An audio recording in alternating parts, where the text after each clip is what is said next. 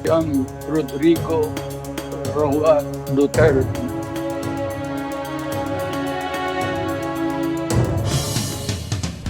Kinumpirma ng lead counsel ni dating Pangulong Rodrigo Duterte na buo na ang defense team nito. Wala pang pinangalanan pero pinagtutuunan daw nila ni Vice President Sara Duterte na makalaya at makauwi ang ama. May report si Marizo Mali. We've finalized a team. It's going to be a core team of a maximum of 5 members, and we'll be appointing other people to assist us on a needs-be basis.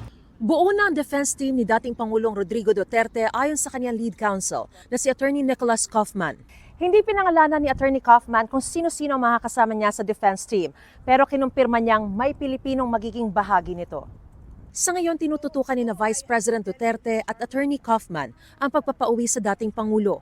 Bahagi ng plano ang paghahain ng petisyon para sa kanyang interim release. Why not? That's his country. That was where he was born. Why should he not go back? I mean, as far as I'm concerned, he's being illegally detained here and he should go back to the Philippines as soon as possible.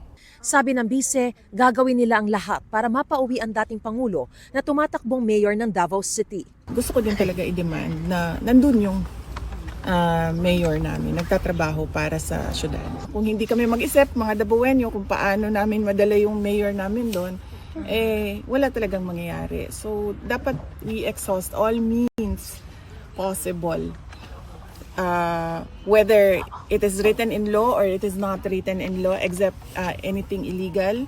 Revolution is out of the question. Binanggit kahapon ni Vice President Sara na pinag-aaralan nila ang paghiling ng legal aid mula sa ICC. Sabi ni Kaufman, di raw kailangan ng assistance o serbisyo ng ICC Office of the Public Counsel for the defense. There's no need for the OPCD. I think that's the unit that you're referring to. That's right. They're a very important unit at this court, but they provide logistic assistance, administrative assistance, but they don't provide substantive assistance to any team at the court, whether it be legally aided or privately funded. People love the former president, and I'm sure that they would pay out of their own pockets in order to ensure that he has the proper defense. Mula sa The Hague, Netherlands, Mariz Umali nagbabalita para sa GMA Integrated News. Huwag magpahuli sa mga balitang dapat niyong malaman. Mag-subscribe na sa GMA Integrated News sa YouTube.